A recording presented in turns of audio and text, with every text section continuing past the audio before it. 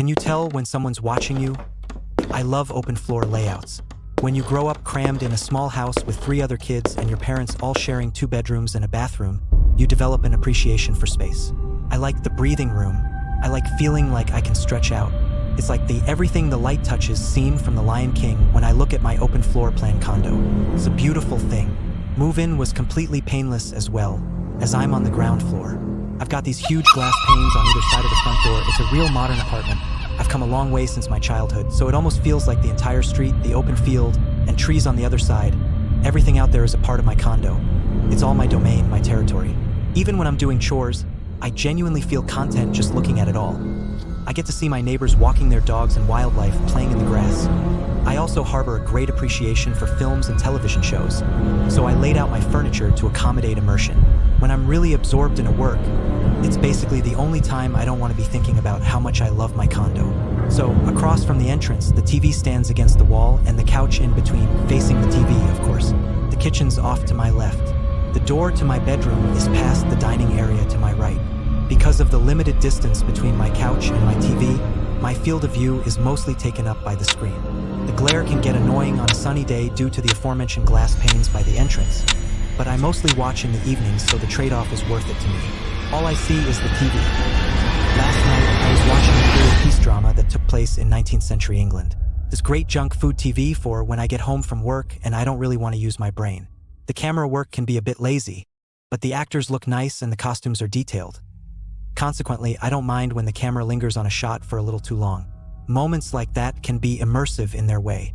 I felt my eyes start to put up a fight, but there was one episode left in the season, so I decided to stick it out and watch it. Midway through the episode, it happened that I fell asleep. It happens. I can't always force myself awake even when I'm engaged with the story. Never one to admit defeat, I tried to rewind to where I slipped out of consciousness. My entertainment system had other plans. For some reason, I couldn't rewind past a certain point about 5 minutes after I passed out. It was a dialogue scene, a medium profile shot of a girl in a frilly dress and a man in a very nice suit against a floral wallpaper. I tried mashing the button, but I'd hit a wall in the playback. It wasn't supposed to be doing this. The intrigue woke me up fully and I restarted the entire system. When I hit resume on the show, it put me right back at that point and the same problem happened again. I hit play to see if that would do anything, and as the characters began discussing their mutual friend, my remote stopped working entirely. There was no useful guidance to be gained from a couple of Google searches, so I gave up. I put my phone back in my pocket and looked up, only to be met with silence and both of the on-screen characters making direct eye contact with the camera, dead silent. Blank expressions. Felt like they were looking at me. When had they stopped talking? I hadn't noticed. For a moment, I thought I must have accidentally paused it, but I could see them breathing. This had never happened before in the entire run of the show. I had no idea what was going on. The girl's expression shifted slightly to this subdued sadness, almost disappointment, like someone at a call center having to scam yet another elderly person out of their retirement. My stomach dropped.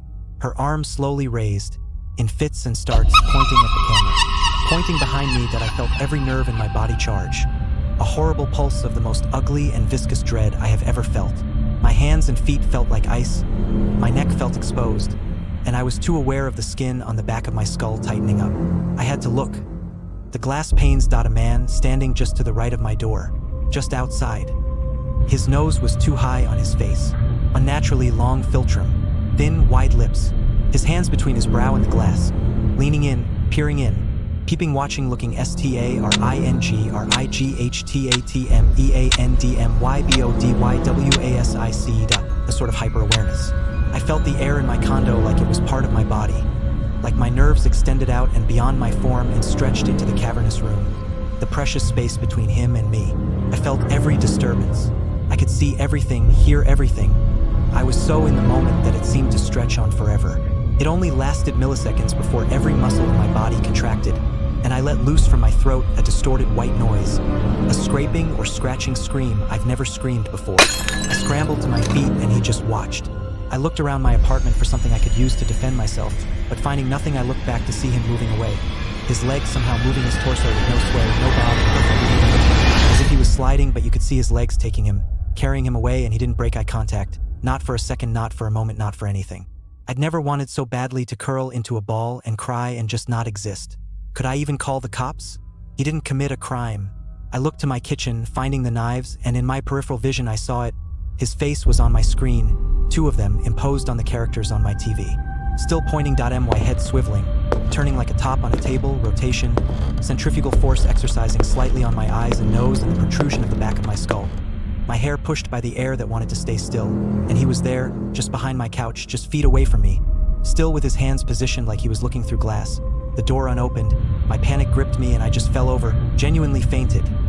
Today, I awoke to my TV was missing. It was the only thing missing. The police came to my house, looked around. I told the NM about the man's appearance and behavior, but I left out the images I saw on my TV, the strange blurring of my reality in those moments. I don't think it really matters. I don't even know if it was real. Maybe it was my subconscious filling in the blanks of knowing there was someone watching me. I don't know. Is such a thing possible? Can you tell when someone's watching you?